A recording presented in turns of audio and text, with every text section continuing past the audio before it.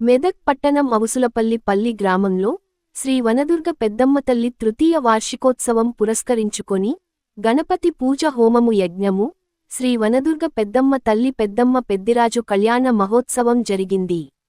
భక్తులు అధిక సంఖ్యలో పాల్గొని ఇట్టి కళ్యాణ మహోత్సవాన్ని అంగరంగ వైభవంగా జరిపారు.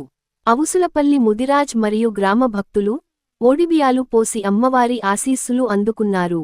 అనంతరం తీర్థ ప్రసాదాలు స్వీకరించారు. అవుసులపల్లి ముదిరాజ్ సంఘం మరియు భక్త బృందం గ్రామ ప్రజలు పాల్గొన్నారు.